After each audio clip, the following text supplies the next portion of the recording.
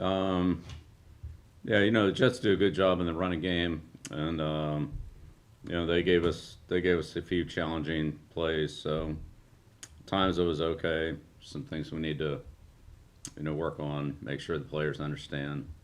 Correct. And along the topic, how about the tackling? Some of it was good. And we missed a few.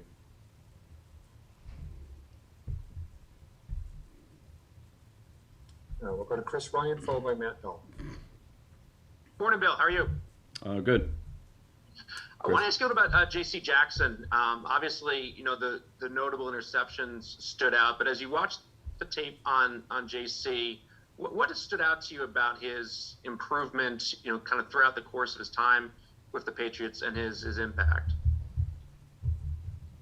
I think each year JC gets a little bit more aware, a little better understanding of how to use his help and what time, when to be aggressive and use his help and when not to, when he doesn't have any, he has to play things a little more honest. But take advantage of the keys and the defense and the leverage that we have to try to get closer to the receiver.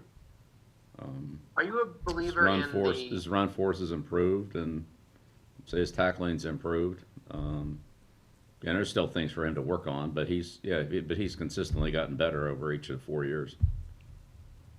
Are you a believer in the number one corner type of player? Like, do you need to have a quote unquote shutdown number one, or is that something they feel is slightly overrated? And is he in that type of a category?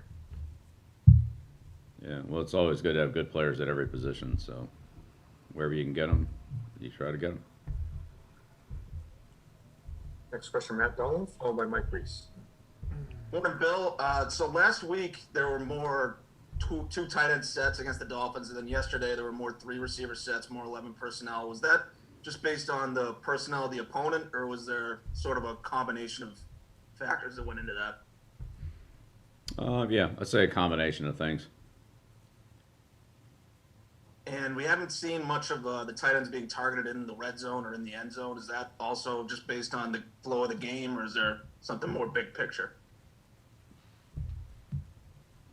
Yeah, we have everybody. Everybody has an opportunity. Which ones come up and how it unfolds. That's a little bit unpredictable. We don't just throw the ball to one guy. Maybe on a screen pass, but. So it just depends on how the play develops. But yeah, we have options for everybody. Okay, thank you. You're welcome. Next question, Mike Reese.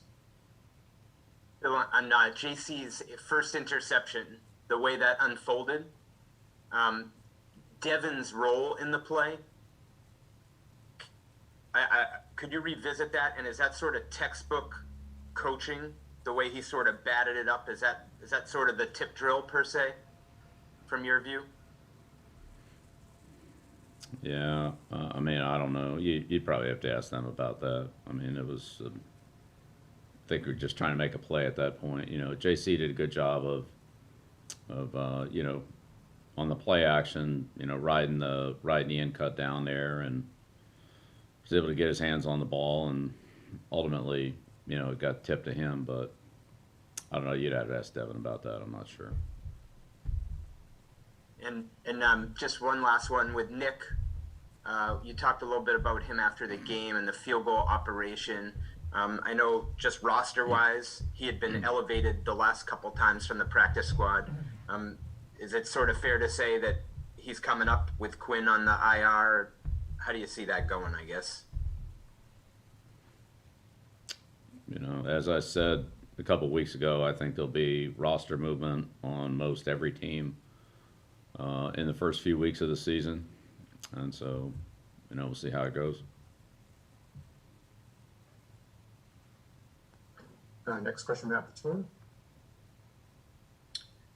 Bill, from what you've seen, how has Brian Hoyer been as a mentor and a guy that's helped Mac along, and what is it about kind of his his demeanor or his personality beyond his football skills that has made him, in your mind, skilled in somebody that can do that? Yeah, Brian's done a great job for us in every area. He obviously knows the offense better than anyone, any other player or quarterback. So, that's a big help when executing the play. There's the coaching version of it, and then as a player, there's kind of the execution of it. The little things that you remind yourself as a player that a coach sometimes doesn't. Uh,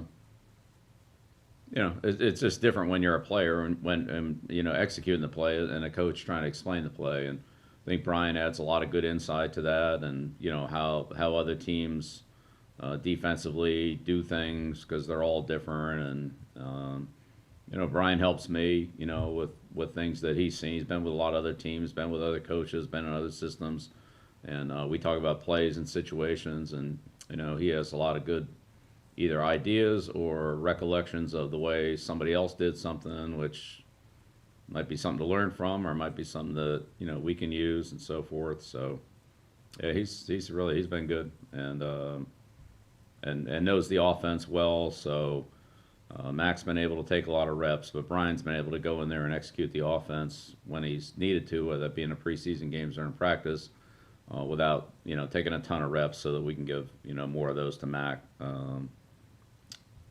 Since the last week of after the last preseason game. So that's really worked out well too. Are there things that you ask him to sort of talk about with Mac or work with Mac, or do you just kind of trust that his instincts in that role?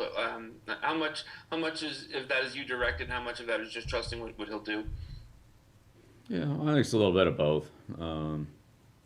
Again, there's a lot of conversations during the day. There's meetings, there's before meetings, there's after meetings, there's in practice, there's watching film of us, there's watching film of other quarterbacks against the defense we're playing, there's film of watching other quarterbacks and other teams in different situations. So it comes on a lot of different levels and a lot of different situations.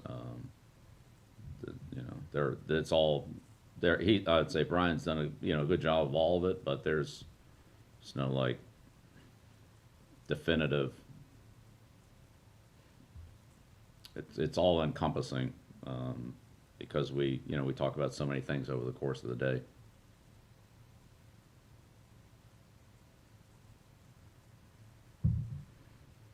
Next question, Chris Ryan again, and then Jim McBride.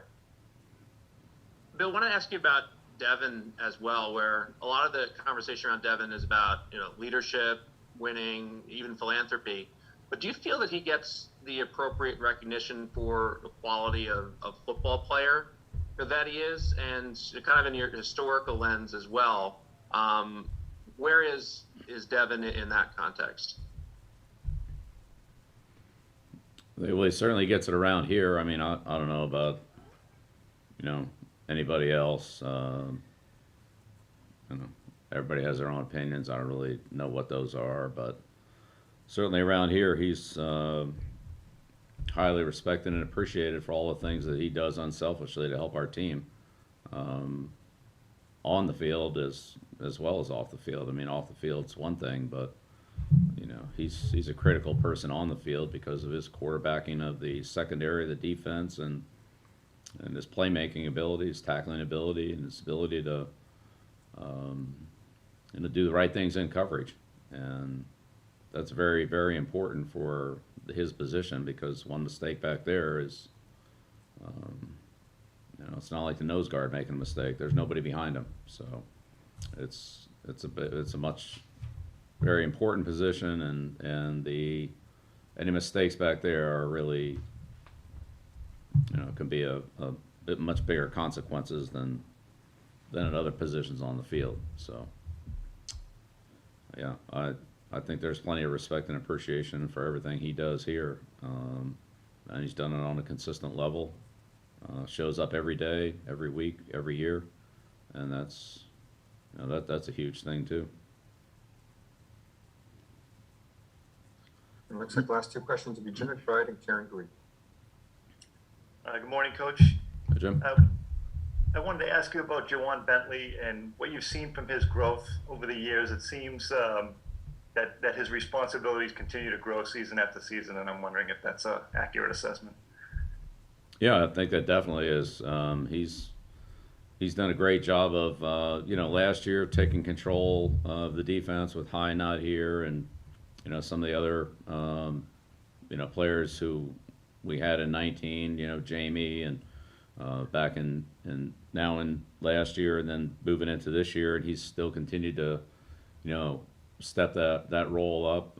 He's very smart, very good communicator, physical player, but I think he's taking it to another level this year in training camp and even in the first couple of games in terms of his aggressiveness and instinct and just reading and recognizing things a little bit quicker. Just that split second at that position is a big difference a lot of times between a tackle for a loss and an 8-yard gain. So I think he's playing with a lot of confidence and playing a good physical style of football, taking on blockers, tackling, jamming receivers, doing all those things. And again, very, very smart to handle and make adjustments on the defense. Thank you. Yep. And last question, Karen Green. Good morning, Bill. Hi, Karen. I was just wondering how concerned you were about the play at right tackle, and have you thought about perhaps moving Mike Onwenu there should Trent Brown not be available to play? Yeah. I still, we still need to spend a little more time here going through the film and talking about things, but I think we're all right here. Got 3 players that have played it, and I think they've all done some good things. Trent, I mean, not very much in the last 2 games, but we know Trent can do a good job over there, and Yasir and Justin have both done a solid job there. We've had some breakdowns at really all spots on the line, all spots offensively. It's just we've lacked some consistency, even though we have a lot of good plays and we've moved the ball and we put ourselves into positive field position. A lot of times this year, we just don't have enough results points wise that what we feel like we should have. So, but I think that's really a whole team thing. Not any one individual, one guy. So. We planned to play Justin and Yasir both yesterday, and we did, and they both got some good experience, and they both had a lot of good plays. So we'll see where we are this week and go from there. Thank you, Bill. You're Thanks, welcome. Coach. Thanks, everyone.